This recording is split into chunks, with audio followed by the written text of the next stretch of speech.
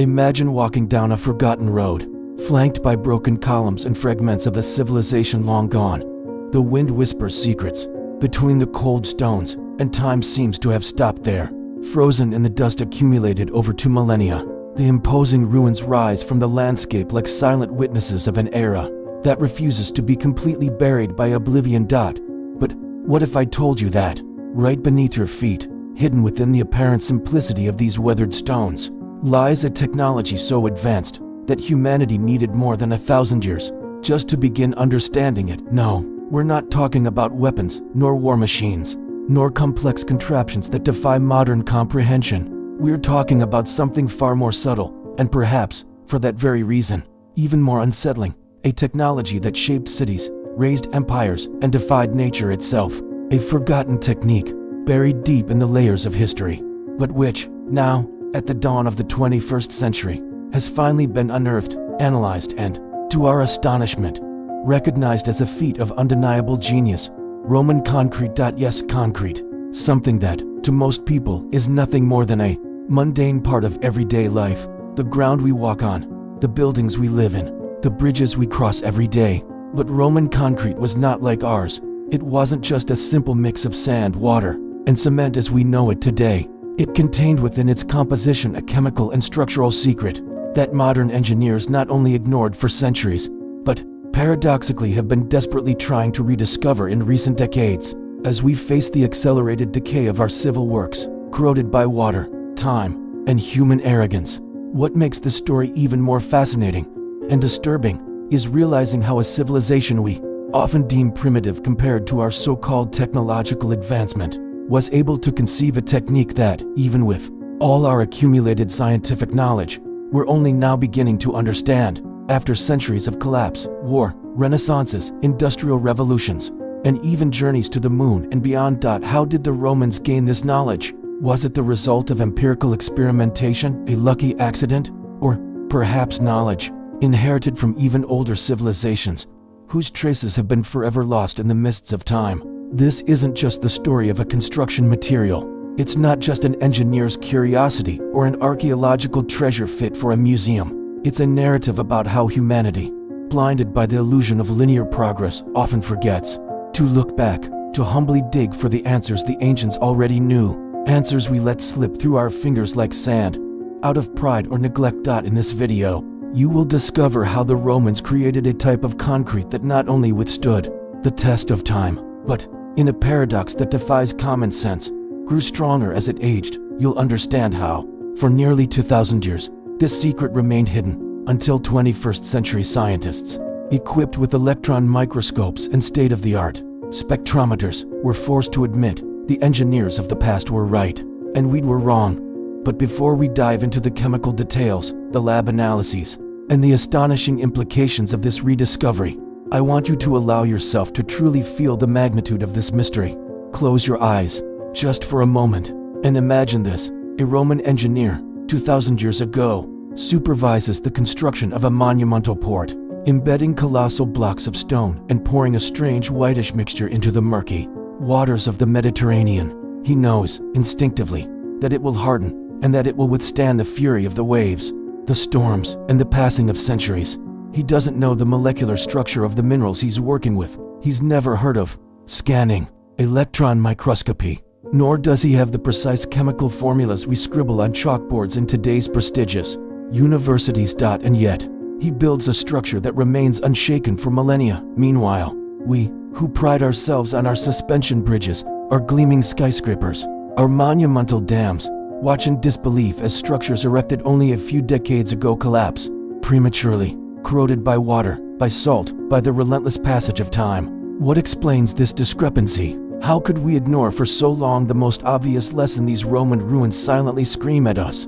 And above all, now that we've rediscovered this ancient secret, can we transform not only modern engineering, but also our very relationship with knowledge, with history, and with the future we're trying to build? Get ready, because what you're about to hear isn't just a science lecture, nor a tour of archaeological curiosities. It's a journey that will force us to rethink everything we thought we knew about the past and about ourselves. When we think of ancient Rome, The image that often comes to mind is one of military glory legions marching in disciplined formation under crimson standards, conquering territories across the known world. But there is an aspect of this civilization that rarely receives the reverence it deserves: its brilliance as builders, and it is precisely there, at the intersection of necessity and ingenuity, that the mystery we are about to unravel begins. Picture yourself in 3rd century BCE Roma world, expanding at a frenetic pace, where the city transforms day by day, expanding its walls, building temples, raising bridges over raging rivers, and establishing colonies farther and farther afield. The empire had not yet reached its apex, but Rome's vocation to dominate not only through force but through infrastructure was already manifesting with brutal clarity. Roman engineers faced a monumental dilemma: how to build quickly, with enough strength to withstand the weight of grand structures, the whims of nature, the earthquakes that shook the Italian peninsula, and later, the destructive force of wars the empire would wage endlessly. The answer did not lie in marble or granite, as one might suppose, materials expensive, difficult to transport, and challenging to work with.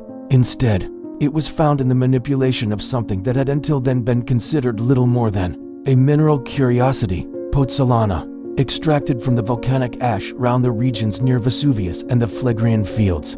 Pozzolana proved to be a magical ingredient. When mixed with lime and water, it formed a paste that hardened quickly even underwater. The ancient world had known lime for millennia, but the specific combination with pozzolana was a unique discovery, a technical advancement that would later become the beating heart of Roman concrete. But don't be mistaken, this discovery wasn't the result of luck or accident, as we often romanticize when speaking of great inventions. No, it was the product of a tradition far more meticulous than is often assumed. The Romans were, above all, pragmatists, keen observers, catalogers of natural and material behaviors. They noticed that the volcanic ashes covering certain regions hardened in a peculiar way after rainfall, forming compact and resistant masses. From this empirical observation, they experimented and adjusted proportions, textures, and application techniques. And thus, within the boiling cauldron of public works spreading across the nascent empire, the formula for what we now call opus caementum was solidified, the mortar that, over time, would become the backbone of the most impressive Roman structures. But here lies the first major turning point in this narrative. Roman concrete was not merely functional. It quickly became a tool of power, a tangible extension of the imperial will to subjugate nature and project Rome's grandeur across space and time. With it, Roman engineers could go beyond the constraints imposed by natural stone, creating domes that seemed to defy gravity, aqueducts stretching hundreds of kilometers, public baths gathering thousands under vaulted ceilings, and more impressively, they could build harbor structures that solidified and hardened even under the relentless assault of seawater. This was, perhaps, the true technological leap that set Roman concrete apart from any pre-existing technique. While the Greeks, for centuries, had perfected the use of precisely cut and fitted stones, the Romans broke free from that dependency by creating a moldable material, one that could be poured into wooden frames and hardened into the desired shape with speed and resilience. But what they didn't know, and this is where the mystery deepens, is that this specific mixture, when reacting slowly with the environment, especially in contact with seawater, didn't just maintain its integrity, it actually grew stronger over time. Today, we know that this increasing strength is due to the spontaneous formation of microscopic crystals, like a luminous tobermorite, which develop in microcracks and seal potential weaknesses. But back then, the Romans did not understand the phenomenon in modern scientific terms. What they knew, and knew with irrefutable empirical conviction, was that the structures they built with this material did not collapse. Their confidence in this technology became so great that concrete quickly became the invisible but indispensable foundation of all major Roman public works. Behind every road, every bridge, every marketplace, every bathhouse, there it was, concrete, silent, discreet, an eternal. As the Roman armies advanced, carrying with them the Pax Romana and the shadow of imperial power, the engineers followed close behind, raising infrastructures that consolidated Rome's dominion not only over the conquered peoples but over time itself. And so, without fanfare, without scientific treatises, without the pomp of academies that would only come much later, the Romans created a technology that, inadvertently, brought them closer to us, the moderns, than any other achievement of their time. Yet, as with every great advancement, it also carried its curse, even as it enabled the relentless expansion of the empire. It also forged, in the shadows, the seed of forgetfulness, for, as history has shown time and again, that which becomes commonplace tends to be overlooked, trivialized until it is, at last, completely forgotten. If the birth of Roman concrete represents one of humanity's greatest triumphs over the limits imposed by nature, what followed after the collapse of the Western Roman Empire may be one of the most eloquent, intellectual tragedies in our history, because what is built can indeed be destroyed, and what is known can, unfortunately, be forgotten. The 5th century CE marks a brutal turning point. The Roman legions, which for centuries had guarded the empire's frontiers, were no longer able to contain the barbarian incursions that, like relentless waves, invaded and plundered cities once deemed invincible. Rome the Eternal, the unconquerable fell, and with it fell not just a political power, but a social and intellectual structure that had sustained the preservation and transmission of technical knowledge. And here lies a cruel irony.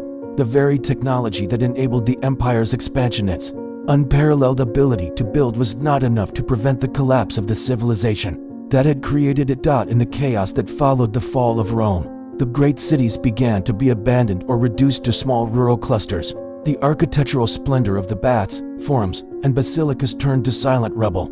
The aqueducts that once carried fresh water to thousands ran dry, overgrown with weeds. The roads, which had connected distant provinces to the capital, became dangerous routes plagued by raiders or were simply swallowed by the encroaching forest. As if nature, patient, was reclaiming what man had once taken from her, and concrete, that discreet yet powerful substance that held everything together, lost its place in the world. The few craftsmen who still knew how to work with it perished or were scattered. The builders' guilds dissolved or limited themselves to maintaining churches and fortifications, reverting to cut stone and rudimentary mortar. The recipes and techniques, passed down orally or recorded in rare codices, vanished or were forgotten, often destroyed by the fires that consumed libraries, or simply erased by generations to consumed by survival to value knowledge that seemed to belong to a dead world. And here, dear viewer, comes the first dramatic shift in this narrative.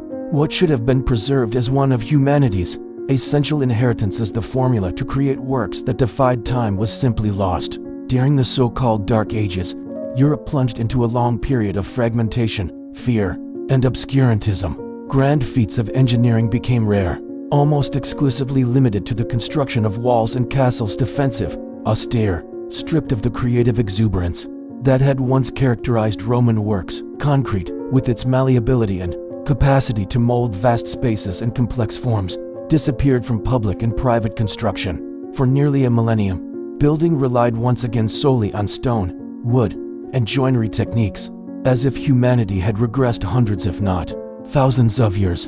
And this begs a profound reflection. How could such fundamental knowledge be lost so easily? The answer lies not only in the violence of invasions or institutional collapse, but in the very fragility of the mechanisms of knowledge preservation.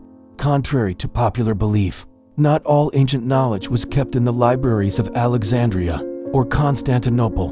Much of it lived in the hands and memories of workers, masters of craft, artisans whose practical wisdom was passed from generation to generation, like a delicate thread that, once broken, could rarely be rewoven. And that thread, in the case of Roman concrete, was broken for centuries.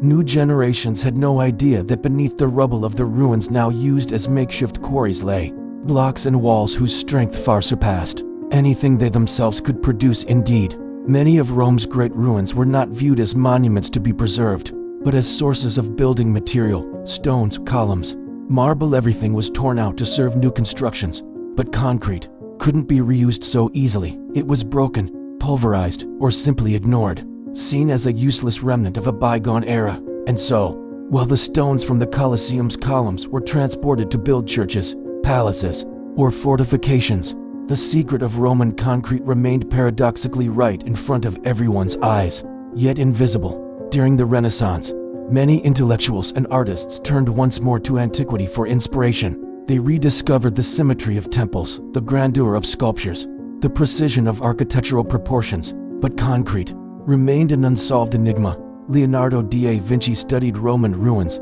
described mechanisms, envisioned machines, but he never fully understood, or at least left no clear records of the peculiar nature of the material that still held arches and vaults together after millennia of exposure. Modern engineering, which was just being born during this era, chose different pots, iron, steel, and later, Portland cement developed in 19th century England, which quickly became the global standard. And thus, Roman concrete, with its singular ability to harden underwater and resist time in almost miraculous ways, remained lost, buried not only under layers of rubble, but under even thicker layers of forgetfulness and indifference. But perhaps the most ironic and unsettling truth is that it never truly disappeared. Its structures were still there, in plain sight, silently defying the passage of time. The columns of the Pantheon, the dome of its central nave, the arches of aqueducts all still stood, and yet, until very recently, no one stopped to ask, why are these structures still standing, while ours fall apart so quickly? And then, after centuries of forgetting, through the dark night of the Middle Ages, the dawn of the Renaissance, the industrial revolutions, and the rise of modern metropolises, we arrive at the 21st century, an age in which probes explore distant planets, computers perform unimaginable calculations, and medicine rewrites the limits of human life. Yet paradoxically, an era still plagued by the collapse of bridges, dams, and buildings, crumbling like fragile houses of cards. It was in this paradox of progress and vulnerability that the uncomfortable question finally emerged, blunt, cutting, impossible to ignore. Why are Roman structures, built 2,000 years ago, still standing, while ours collapse after just 100? This wasn't the result of a linear search, nor a systematic project born with a clear objective. It was, rather, a fragmented mosaic of parallel investigations, academic curiosities, fortunate accidents, and above all, the quiet determination of a few researchers who decided to look back with eyes wide open. In the 1960s, archaeologists working along the Italian coast, excavating ancient Roman ports, began to notice something puzzling. Even after 2,000 years of constant exposure to salt water, the submerged concrete structures were not only intact, but astonishingly solid. This flew in the face of modern experience. Civil engineers today struggle endlessly against the corrosive effects of seawater, one of the most relentless forces of construction material degradation. Roman concrete, therefore, seemed to contradict a fundamental tenet of modern engineering, that water, especially salt water, is a mortal enemy of concrete. But what made Roman concrete immune, or better yet, what allowed it to become even stronger under such adverse conditions? Only with the advancement of material analysis technologies, particularly the spread of scanning electron microscopes and mass spectrometers, could that question begin to be answered. Between 2010 and 2017, an international team led by geologist Marie Jackson from the University of Utah delved deeply into the analysis of samples extracted from ancient Roman maritime structures. What they discovered was astonishing. First, under the microscope, they identified the abundant presence of a rare mineral, a luminous tobermorite, a microscopic crystal with a complex structure, which until then had only been synthesized in laboratories under conditions of high heat and pressure. And yet, there it was, forming spontaneously inside Roman concrete over the centuries, as the result of an extraordinary chemical process. The reaction was simple, but powerful. Seawater, penetrating the microcracks in the concrete, reacted slowly with the components in the pozzolana and lime. This interaction, far from weakening the structure as it does in modern concrete, instead induced the formation of new crystals, which filled the cracks, sealing them and strengthening the concrete over time. In other words, Roman concrete was, unintentionally, self-healing. What we today consider the frontier of high-tech research, creating materials capable of repairing themselves, the Romans had mastered, unknowingly, 2,000 years ago. But how? The secret lay primarily in the composition of the material and in the absence of a component we now consider essential: Portland cement. Modern concrete relies on Portland cement as its primary binder, but when exposed to water and salt, it degrades, forming microcracks that, over time, compromise the structural integrity. Roman concrete, on the other hand, based on pozzolana, a volcanic ash rich in aluminosilicates and quicklime, not only tolerated water's presence, but required it to activate the crystal formation process that made it stronger. Here lies the great paradox. What destroys our concrete? Nourished Roman concrete. And once again, history takes a dramatic turn. For centuries, as we refined our construction techniques, we sought materials that were faster to produce, cheaper, and more uniform. Portland cement, developed in the 19th century met those needs perfectly. It was mass-producible, easy to apply, and gave fast results. But this pursuit of efficiency and standardization made us ignore or fail to notice the value of ancient methods. These methods were slower, more dependent on the variability of natural materials, but, as we now know, far more durable. Marie Jackson's team published their findings in leading scientific journals, causing a stir in the academic world and sparking immediate interest in civil engineering, architecture, and the construction industry. Suddenly, we realized we had relearned something we should never have forgotten. But this rediscovery brought not only fascination, it brought discomfort, a kind of collective embarrassment. How could we have ignored this knowledge for so long? How is it possible that, with all the scientific and technological advances of the last centuries, we are only now understanding a process the Romans applied empirically with absolute success 2 millennia ago?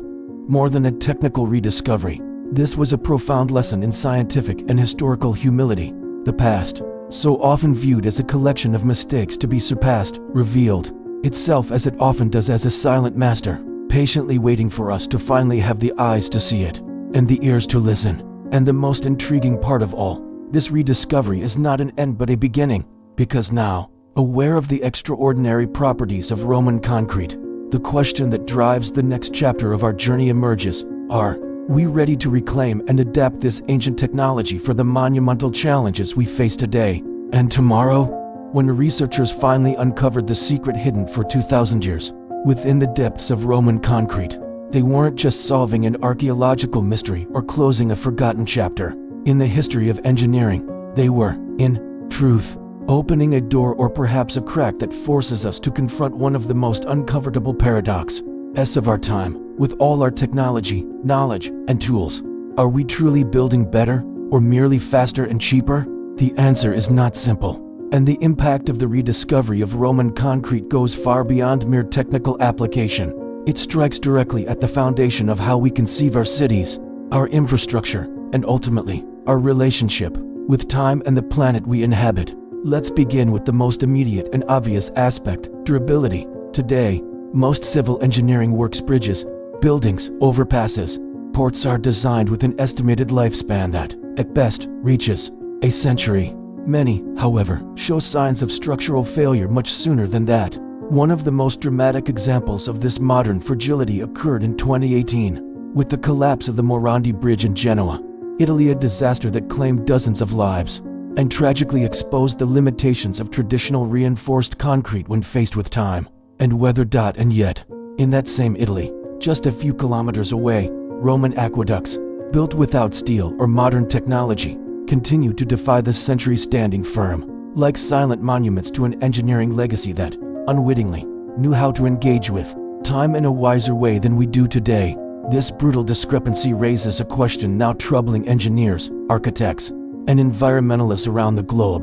Do we need and are we able to relearn how to build with the patience and long-term vision that once defined Roman construction? And more importantly, how can this rediscovery translate into concrete solutions for the monumental challenges we face in the 21st century?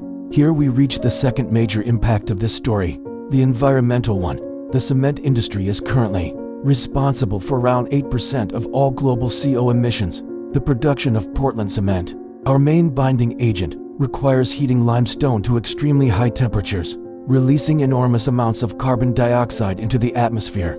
This process is not only energy intensive, but structurally unsustainable, especially if we are serious about curbing climate change and limiting global warming. Roman concrete, by contrast, used far less lime and relied mainly on abundant, low-impact materials such as pozzolana volcanic ash. Furthermore, its exceptional longevity meant far fewer repairs and reconstructions were needed. A Roman bridge wouldn't have to be torn down and replaced every few decades, as is often the case with modern structures. The adoption of Roman-inspired concrete, especially with its self-healing properties, could not only extend the lifespan of infrastructure, but also drastically reduce global cement consumption, mitigating one of the leading contributors to greenhouse gas emissions. But there is also a more subtle and perhaps more profound dimension to this impact, a philosophical one. The rediscovery of Roman concrete forces us to question the values that shape our technological choices throughout the 20th and 21st centuries.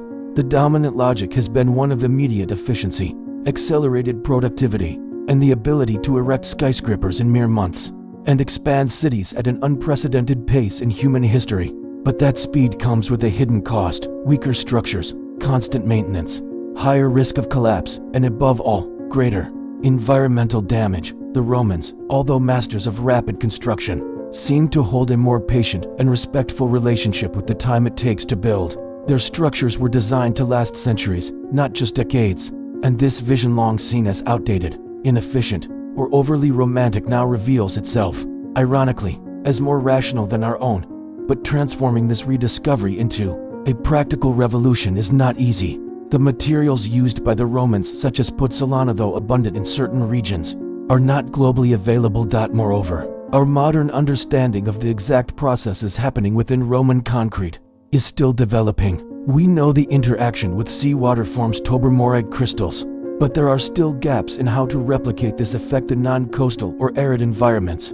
For this reason, engineers and scientists around the world are now spearheading a new wave of research, developing bio-inspired concretes that blend the lessons of Roman engineering with today's technologies and available resources. Among these innovations are self-sealing concretes, materials embedded with microscopic capsules containing bacteria or chemical agents that, upon detecting water or cracks, initiate self-repair processes, mimicking the spontaneous healing that Roman concrete naturally performs. There are also studies focused on reducing cement content by partially replacing it with volcanic ash, industrial slag, and other byproducts in direct inspiration from the Roman formula. This, perhaps, is the greatest legacy of the rediscovery: not to blindly copy the past, but to engage with it, extract its lessons, and use them to help build a stronger, longer-lasting, and more sustainable future. And yet, there is an inevitable melancholy to this story, because,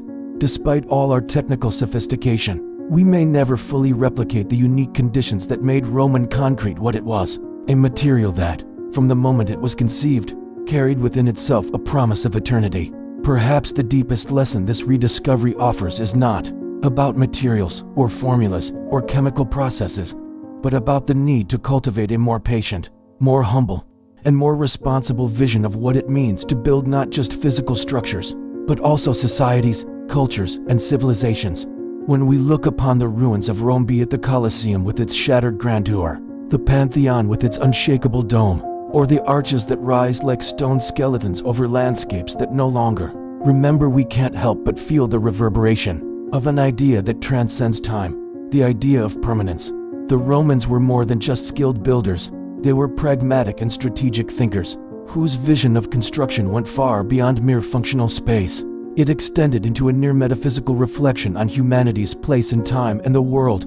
For them, every structure raised was simultaneously an act of dominion over nature and a silent testament to their own existence. They did not build only for themselves, nor even just for their contemporaries. They built for their children, for their grandchildren, for peoples yet to come, for those they couldn't even imagine. And therein lies the essence of this philosophy, an intergenerational conception of building. Roman concrete, with its astonishing durability, was not the result of accident or excessive technical caution. It was, in fact, the material expression of a deeply rooted political and cultural vision that Rome should be eternal, Roma Eterna, not only as a symbol, but as a physical, tangible presence, able to survive the ages even after its people and emperors had vanished. In contrast, our contemporary society has largely lost this notion of building as legacy. We live immersed in a culture of planned obsolescence, constant updates, and temporary fixes. We build for the now to meet immediate demand, to solve the urgencies of a present that always feels on the verge of unraveling. The skyscrapers that define modern metropolises are often designed with relatively short lifespans, adaptable to market fluctuations, new technologies, or aesthetic standards that quickly become outdated. But the Romans didn't think this way. To them, engineering was a kind of extension of the city as a living organism, one that had to resist not just physical decay, but also the forgetting and collapse of civilizations. And this philosophy wasn't an abstract ideal, as we've seen. It was materialized in the choice of materials, in the design of structures, and in a deliberate pursuit of techniques that would allow buildings to survive generations. The decision to use concrete made of puzzolana and quicklime was not just a practical one, it was a literal and symbolic expression of a worldview where technique and philosophy were inseparable. And here, dear viewer, arises perhaps the most uncomfortable reflection of all. When did we forget how to build with the intention to endure?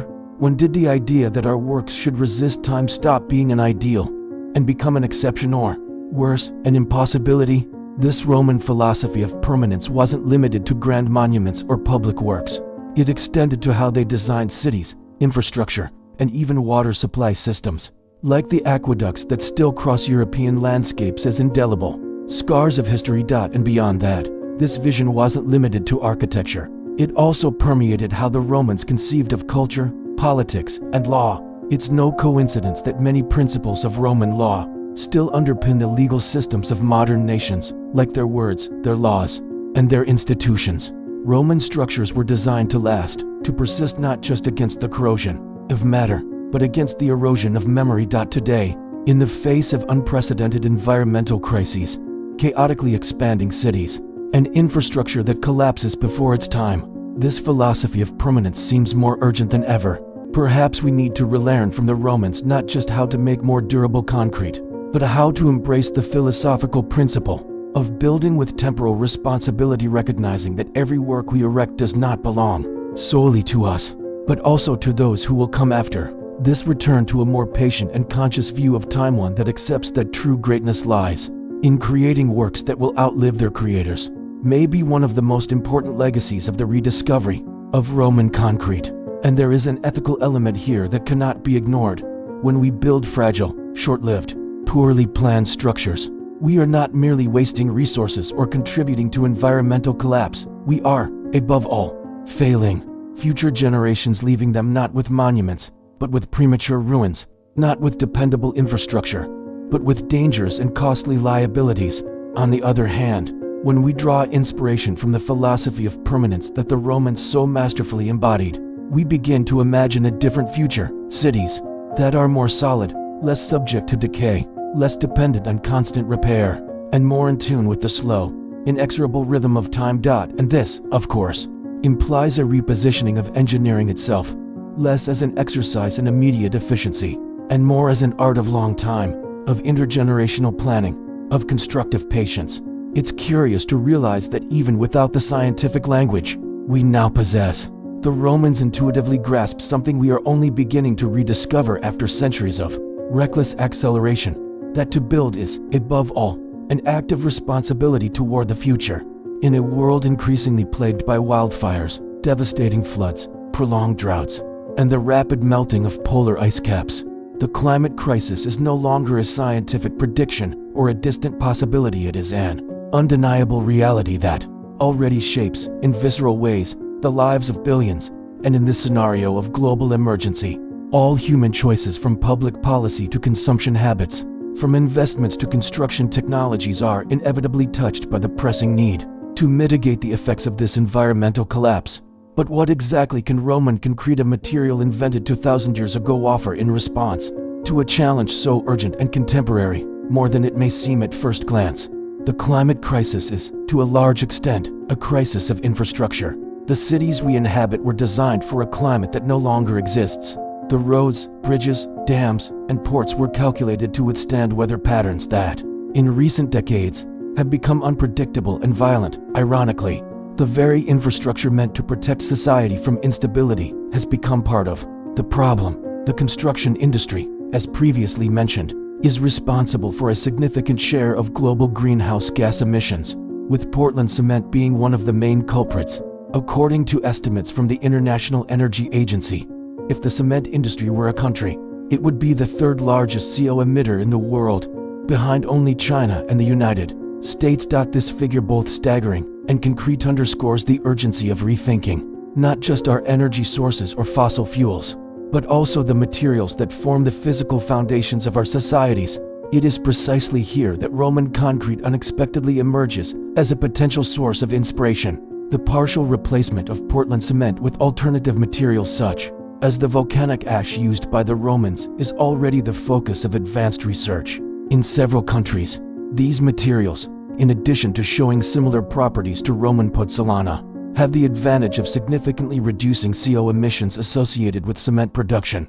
Moreover, the extraordinary durability of Roman concrete, potentially replicable with proper adaptations, means that structures could have a much longer lifespan, reducing the need for frequent rebuilding and maintenance, both of which today consume enormous amounts of natural resources and energy. In other words, by building infrastructures that last not just decades but centuries, we radically reduce pressure on ecosystems, lower the demand for new raw materials, and cut emissions associated with construction processes. But there's a third lesson, less tangible yet perhaps even more important: the need to rethink our relationship with planned impermanence. For a long time, the dominant logic in modern architecture and construction has been one of ephemerality, adaptability, and rapid transformation. We build structures and infrastructures that we know, or worse, plan to be demolished and replaced within a few decades. This philosophy, which may make sense economically in the short term, becomes, in the face of the climate crisis, an ethical abyss and a strategic blunder of colossal proportions. By leaving future generations with fragile structures requiring constant rebuilding, we also leave behind future emissions, future resource extractions, and environmental liabilities that are already proving unsustainable today. Roman concrete, with its passive resistance and self-sealing capabilities, instead offers the possibility of building structures that interact more intelligently with natural agents, including the most destructive ones, such as salt water or seismic activity. Furthermore, adopting Roman-inspired construction techniques could pave the way for a redefinition of urban design, making cities less dependent on massive maintenance infrastructure and more resilient in the face of extreme phenomena which, unfortunately, are likely to intensify in the coming decades. Imagine, for example, if we could rebuild ports, levees, and dams in coastal regions threatened by rising sea levels using a material that, instead of weakening over time, grows stronger when in contact with salt water. Imagine coastal cities less vulnerable to flooding, less reliant on emergency works and constant maintenance. Imagine water and sanitation systems built with more durable materials, drastically reducing losses, contamination, and the need for constant intervention. This is not science fiction. The research now expanding into bio-inspired concretes, self-healing concretes, and low-emission concretes is precisely an effort to bring these possibilities to life.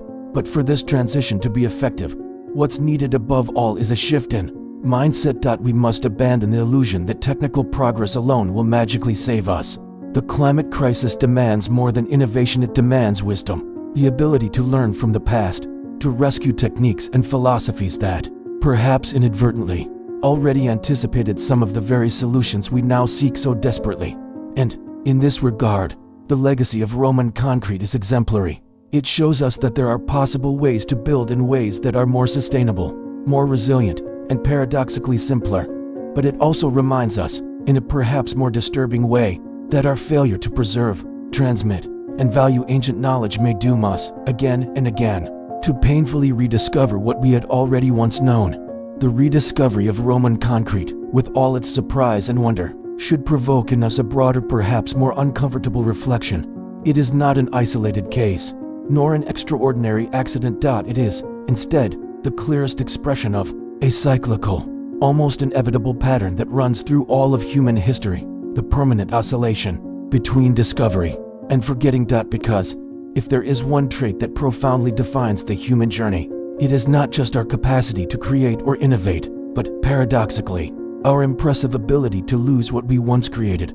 The story of Roman concrete is, therefore, more than a fascinating narrative about a construction material. It is a symbol of how we deal or often fail to deal with the knowledge we have accumulated over the centuries.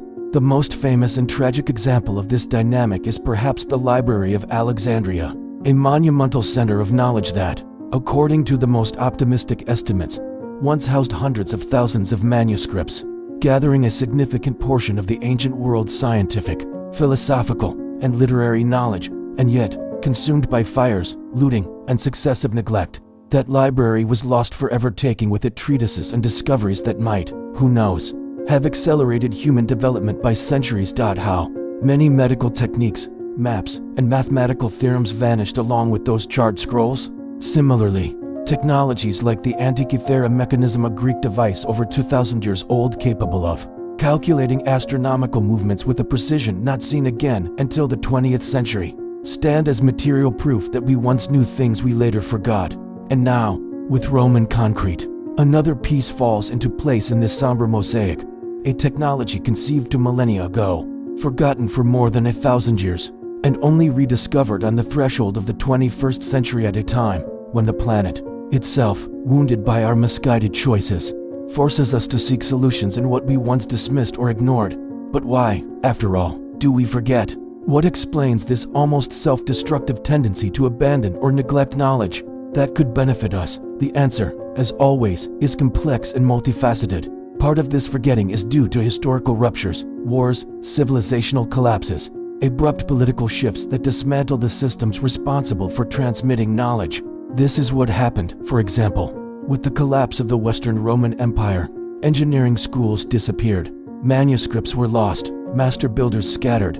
But there is another, more insidious and less obvious factor, the illusion of linear progress. For centuries, we have been taught to believe that human history is an ascending line moving inexorably, from ignorance to enlightenment, from superstition to science, from rusticity to sophistication. This narrative, seductive but deceptive, prevents us from recognizing that we often regress, that we forget valuable techniques, that we dismiss effective solutions simply because they were created by civilizations we arrogantly deem inferior or outdated. Roman concrete was a victim, in part, of this progressive blindness. For centuries, modern engineers simply could not conceive that an ancient civilization might have developed a more durable and effective material than what our modern industries produce. This refusal to look at the past as a valid interlocutor is not just a lack of perspective, it is often a fatal mistake. Because the past is not a museum of dead curiosities, it is a pulsing reservoir of solutions, experiences, and techniques that can and often should be revisited, adapted, and reapplied. This cycle of forgetting and rediscovery also teaches us something about the critical role of collective memory and cultural preservation. Each time a technique is lost, each time a library burns, each time an artisanal tradition vanishes, we are not just losing an archaeological curiosity, we are also narrowing the spectrum of possibilities available to future generations. And that is what makes the story of Roman concrete so relevant. It reminds us that the preservation of knowledge depends not only on books or archives, but also on attitudes, public policies, and educational systems that value not only innovation, but also conservation, transmission, and humility before what has already been discovered. Perhaps this is the most urgent lesson of this narrative. We must learn to build, not only with stronger materials, but with more resilient cultural structures capable of preserving and transmitting across generations what humanity has achieved with such effort, because otherwise, we will continue repeating this melancholic cycle. We discover, we forget, we rediscover, always at the cost of time, lives, resources, and lost opportunities. Roman concrete survived forgetfulness thanks to its extraordinary physical resistance, which allowed it, even without us knowing how or why, to remain standing, patiently, awaiting someone, someday, to excavate not just the stones, but the hidden meanings buried beneath them. But how many other technologies, forms of knowledge, and solutions did not have the same luck? How many were lost forever, wiped away by the sands of time, leaving no trace at all? If the story of Roman concrete has taught us anything, it's that the past is far deeper and more complex than we imagine. A vast palimpsest upon which we write, erase, forget, and sometimes rediscover. But what else might be hidden beneath the layers of earth and oblivion? How many other bodies of knowledge, techniques, and inventions lie silently in wait, waiting for curiosity, determination, or perhaps even chance to bring them back to the surface of our time? Modern archaeology, powered by technologies like LiDAR, underground tomography, and carbon dating, has in recent decades revealed evidence suggesting that the trajectory of human knowledge may be even more winding and surprising than we had conceived. Take, for example, the cases of sunken and buried cities that periodically re-emerge, completely reshaping our understanding of the past. The Cyclopean structures of Göbekli Tepe in present-day Turkey, dated to 11,000 years ago, millennia before the pyramids of Egypt, challenged the notion that architectural monumentality could only arise after the invention of agriculture.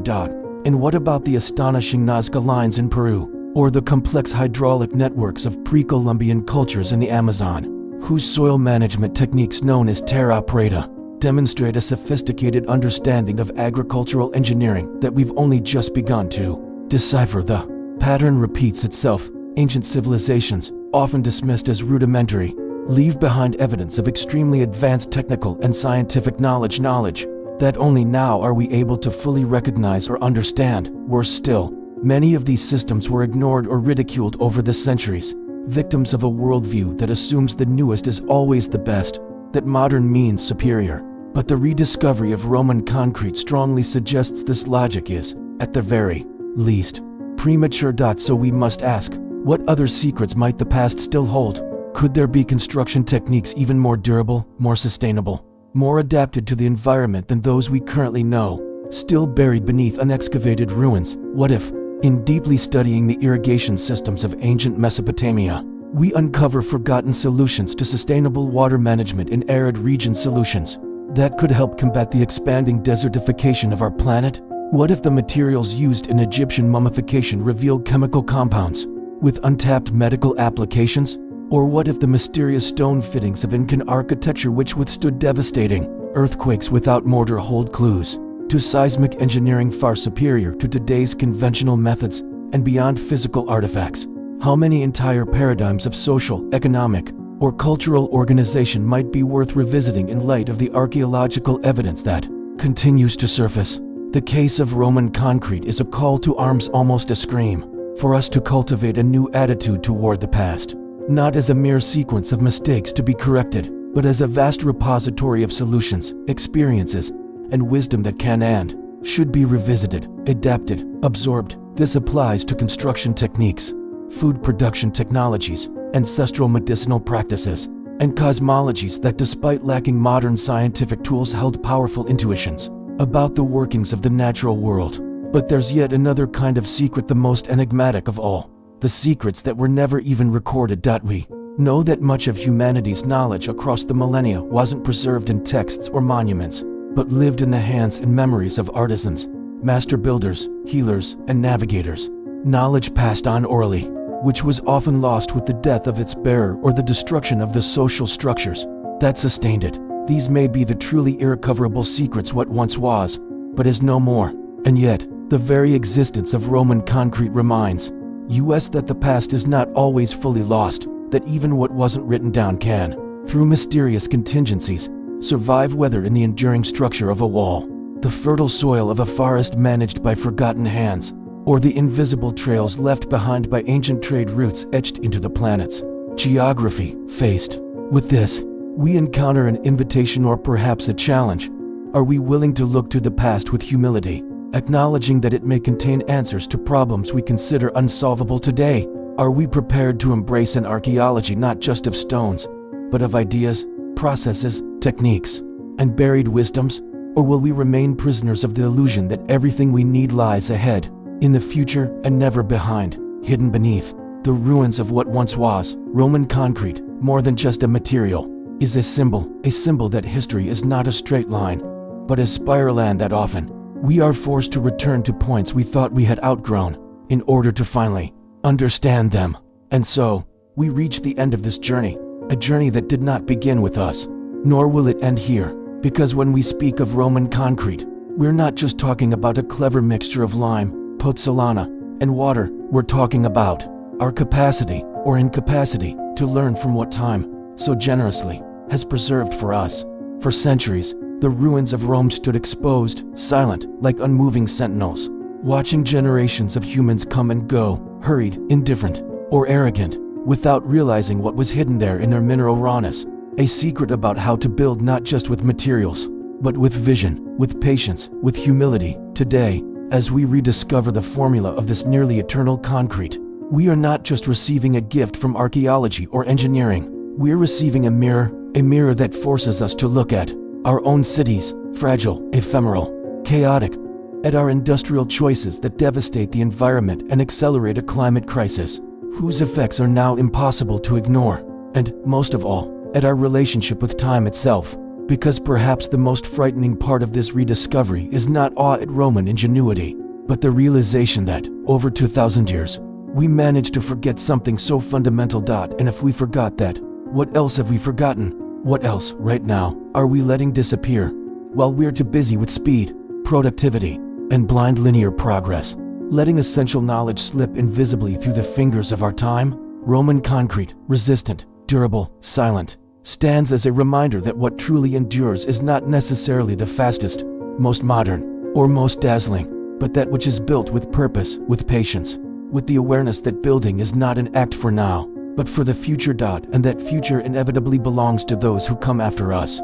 So the question that remains, and that I leave directly to you, is this: what are we really building? Are we raising structures, physical, social, environmental, that will withstand time, serve future generations, and be remembered as examples of responsibility and wisdom? Or are we simply rushing through our passage, building ruins before the buildings are even finished? The legacy of Roman concrete is both a warning and an inspiration, a call to rethink, while there's still time, how and why we build, and perhaps how we rebuild not just our cities, but our values, our priorities, and our relationship with the world we inhabit. That's why, now, I invite you, who followed this narrative to the end, to take part in this reflection.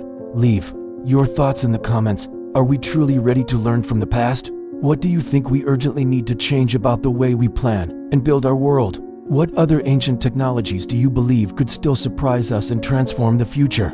I genuinely want to read your ideas, your insights, your provocations. This space is, above all, a meeting point for those who believe that history is not just a sequence of dates, but an infinite reservoir of dormant wisdom, waiting to be awakened. If this video made you think, reflect, or see the world from a new perspective, I ask, like it, share it with someone who needs to hear this message, and above all, subscribe to the channel. Here, we'll continue to explore the mysteries of the past, the frontiers of knowledge, and the places where science, history, and philosophy intersect, to create new possibilities for the future. Because, as we've learned today, the future is often buried, back there, just waiting for someone to finally decide to dig it up.